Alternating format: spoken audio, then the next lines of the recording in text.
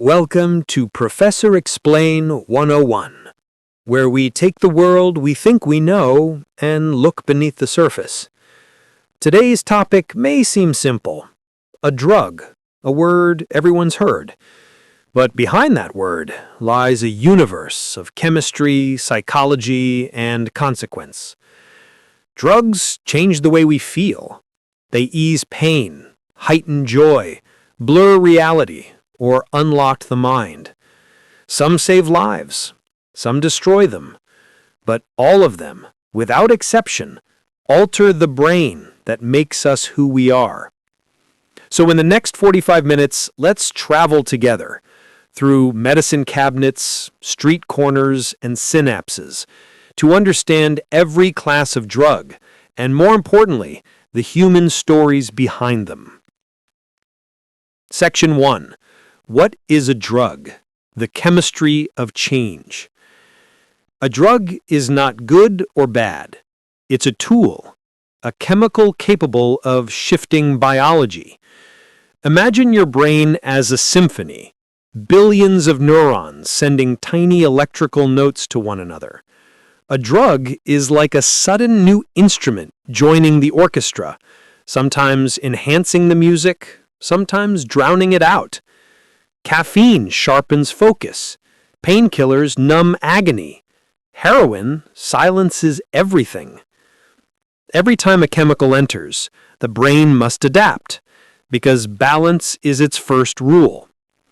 When you sip coffee, adenosine receptors are blocked, tricking you into thinking you're not tired. When you drink alcohol, GABA floods the brain, slowing thought and loosening inhibition. And when you take cocaine, dopamine rushes like a storm, filling the brain with euphoria so intense that reality afterward feels painfully flat.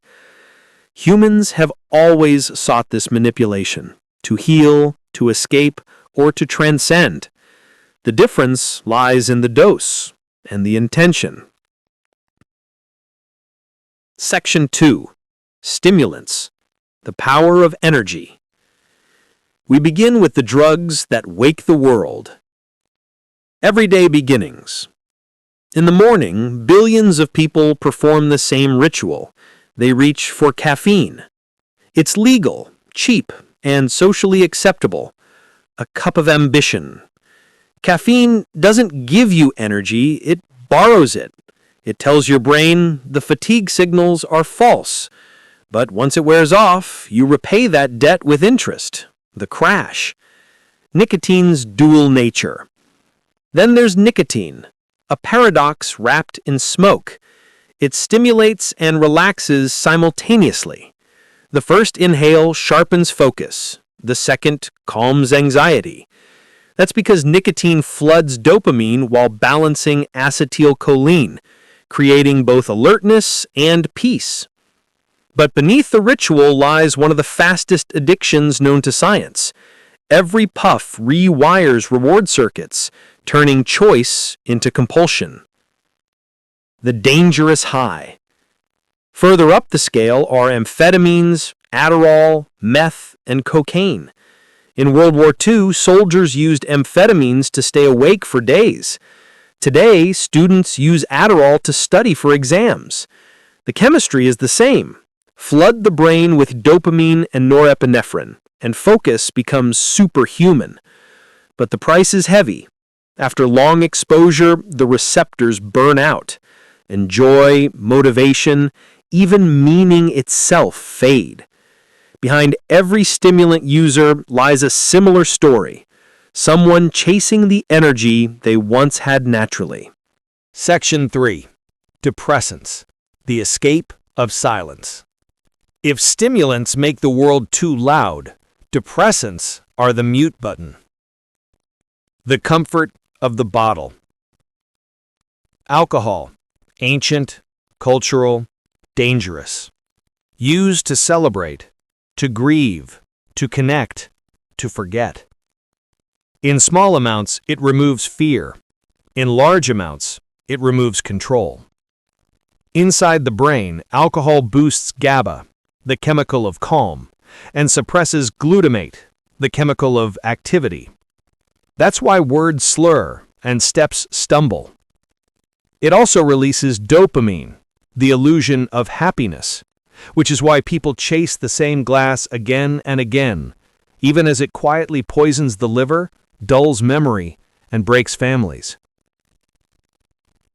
The quiet of pills. Then come benzodiazepines, medications for anxiety and sleep.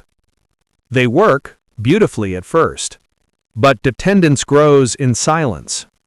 Miss one dose and the brain panics because it's forgotten how to calm itself. Many who start for stress end trapped in withdrawal, their anxiety now multiplied. Section 4. Opioids, the illusion of comfort. Pain, the oldest enemy of humankind. For centuries we sought something to silence it, and found it in the opium poppy. From medicine to menace. Morphine was once a miracle. It allowed soldiers to survive surgery, mothers to bear childbirth, patients to rest through agony. But opioids don't just kill pain, they create bliss. By flooding the brain's mu receptors, they replace suffering with warmth, fear with peace, and thought with fog. That same peace becomes the prison. The crisis. When heroin hit the streets, it promised relief. When fentanyl arrived, it promised oblivion. Tiny doses shut down the respiratory center. Breathing simply stops. Behind every overdose statistic is a story of someone who wanted the pain to end, not their life. Addiction here isn't moral failure. It's a hijacked survival instinct, the brain pleading for comfort in a chemical it can't forget. Section 5. Hallucinogenics, the mirror of the mind. If opioids numb reality, hallucinogenics reshape it. LSD and the inner cosmos. In 1943, a chemist named Albert Hofmann accidentally ingested LSD and discovered an entirely new realm of consciousness. Hallucinogenics like LSD, psilocybin, and DMT don't simply create illusions, they magnify perception, binding serotonin receptors in ways that dissolve boundaries. Users describe colors breathing, time melting, and selves merging with the universe. For some, it's enlightenment. For others, terror. Healing or hazard. Today, scientists are revisiting psychedelics in controlled therapy, treating depression, PTSD, and end-of-life anxiety. The same drugs once feared may hold healing if used with guidance, not escape. But the line between insight and insanity is thin, and without care, the mind may not return the same. Section 6. Cannabis, the green debate. A single plant, 1,000 opinions. THC, tetrahydrocannabinol, mimics endocannabinoids, the molecules your brain already produces to regulate mood, appetite, and memory. The gentle relief. For patients with chronic pain, seizures, or nausea, cannabis is medicine. It calms spasms, eases suffering, restores appetite. The subtle trap. But for teens whose brains are still wiring, regular use can blunt motivation, disrupt focus, and reshape memory circuits. It doesn't destroy, it dampens. And when life feels muted, people often smoke more to feel alive again. Cannabis is both healer and thief, depending on who's holding it. Section 7. Designer drugs, chemistry without conscience. In hidden labs across the world, Chemists tweak molecules to create new highs that dodge law and testing. Synthetic cannabinoids, bath salts, and powders labeled not for human consumption. The deadly experiment. Each new compound is an experiment on the public. Some mimic ecstasy, others cocaine. The difference? No control, no knowledge, no safety.